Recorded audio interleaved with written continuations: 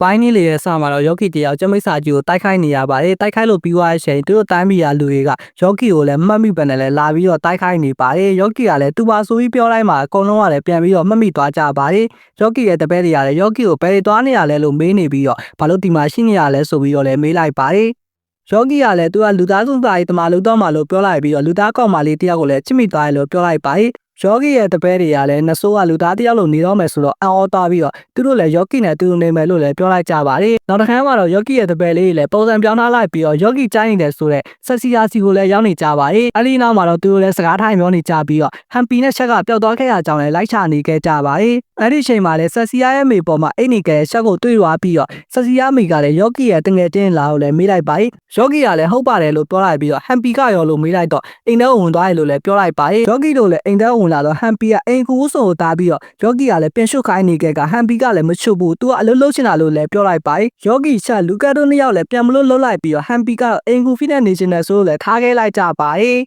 အဲ့ဒီအချိန်မှာလည်းဆက်စီယာရဲ့မိကယောဂီရဲ့နာကိုတိုးလာပြီးတော့မနေ့ပြန်သူ့ရဲ့သမီးကအလုံးမရှိဘူးလို့ဆိုတော့သူနဲ့တူတူခြောက်သွားလိုက်လို့လည်းပြောလိုက်ပါတယ်ကျွန်တော်ကလည်းဒီလိုမျိုးအောင်တယ်ပေးမဲ့အမေမျိုးကိုလည်းစောင်းနေလို့ချင်နေပါတယ်နောက်တစ်ခါမှတော့ယောဂီလည်းဆက်စီယာနဲ့ဒိမ့်လို့စောင်းနေပြီးတော့ဆက်စီယာရောက်လာတဲ့အချိန်မှာယောဂီလည်းဆက်စီယာကိုကြည့်နေပြီးတော့တော်တော်လေးလည်းကြွေနေခဲ့ပါတယ်နောက်တော့သူတို့လည်း၆ဘက်သွားနေခဲ့ကြပြီးတော့ကိမုတ်ဆိုင်တွေပန်းဆိုင်တွေကိုလည်းလိုက်ကြည့်နေကြပါတယ်အင်ကြီးဆိုင်ထဲမှာအင်ကြီးဝူကြည့်နေပြီးတော့ယောဂီလည်းတော်တော်လေးလှတယ်လို့လည်းပြောလိုက်ပါတယ်အဲဒီနောက်မှာတော့သူတို့လည်းတခြားသူရဲ့ကောင်ပန်းကလည်းမြင်သွားပြီးတော့ဆက်စီယာခေါ်တော့မဲ့ရှင်မှာယူကီကလည်းတားလိုက်ပြီးတော့မင်းတော့អော်လိုက်မယ်ဆိုရင်လူတွေအကုန်လုံးကတီးသွားမှာပေါ့လို့လည်းပြောနေပါတယ်ဒါနဲ့ဆက်စီယာရဲ့နောက်ရောက်လာပြီးတော့သူနဲ့တူတူရှောက်လိုက်မလားဆိုပြီးတော့လည်းမေးလိုက်ပါတယ်ဆက်စီယာကလည်းတငယ်ချင်းနဲ့သွားစရာရှိတယ်လို့ပြောလိုက်ပြီးတော့ဘန်းကလည်းဆက်စီယာရဲ့တငယ်ချင်းဆွဲကောင်ကိုလည်းတိကျကြည့်နေပါတယ်ပြီးတော့မင်းနဲ့တနေရာမှာတွေ့ဘူးတယ်လို့ပြောနေလိုက်လို့ယောဂီကလည်းစိတ်ထင်တာနေမှာပါဆိုပြီးလည်းပြောလိုက်ပါတယ်ယောဂီတယောက်လည်းအထဲဝင်သွားခဲ့တဲ့ဘန်ဆိုရဲ့ကောင်ကိုကြည့်နေပြီးတော့သူကဆက်စီယာကိုတိုက်ရလားဆိုပြီးတော့လည်းတွေးနေပါတယ်ပြီးတဲ့အခါမှာတော့ယောဂီကလည်းဝင်လာပြီးတော့ဆက်စီယာလက်ဆောင်တစ်ခုပေးခြင်းတဲ့အကြောင်းလည်းပြောလိုက်ပါတယ်ဘန်ကလည်းမြည်ပြီးတော့တားပြက်လာခဲ့ကသူလည်းလက်ဆောင်တစ်ခုဝယ်ပေးမယ်လို့လည်းပြောလိုက်ပါတယ်ယောဂီလည်းအပြိုင်ပဲဆွဲကြိုးလေးတစ်ခုကိုမြင်ပြီးတော့ဒါလေးကြိုက်လာလို့မေးလိုက်တော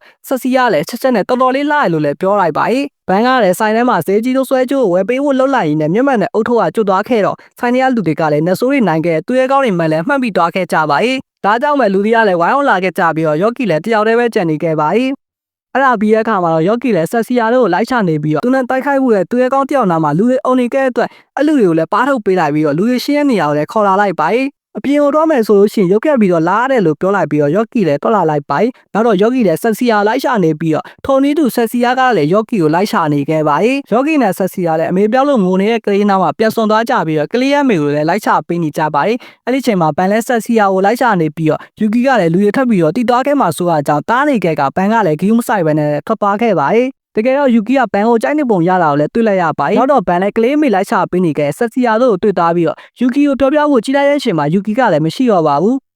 နောက်တစ်ခါမှလည်းဆက်စီယာရဲ့မေလည်းဆက်စီယာနေမကောင်းတဲ့အကြောင်းကိုလည်းယောဂီကိုလည်းပြောပြနေပါတယ်ယောဂီကလည်းသူ့ကြောင့်ဖြစ်တာလားဆိုပြီးပြောနေခဲ့ကဆက်စီယာရဲ့မေကလည်းတာမန်ဖျားတာပါဆိုပြီးလည်းပြောလိုက်ပါတယ်နောက်တော့ယောဂီလည်းဆက်စီယာရဲ့ရှင်တွေကိုကြည့်နေခဲ့ပြီးတော့သူမနေ့ကဆက်စီယာရဲ့အားလက်ချင်ကိုယူမိတဲ့အတွက်လည်းတောင်းပန်လိုက်ပါတယ်ဆက်စီယာကလည်းယောဂီကြောင့်ဖြစ်တာလို့ပြောနေပြီးတော့ဒါကြောင့်နောက်တစ်ပတ်အားလက်ရဲ့လည်းတူသွားမယ်လို့ပြောလိုက်တော့ယောဂီကလည်းပျော်နေရင်းနဲ့လည်းအပိုင်းနေလေရတယ်ဒီမှာလည်းပြီးဆုံးသွားပါတယ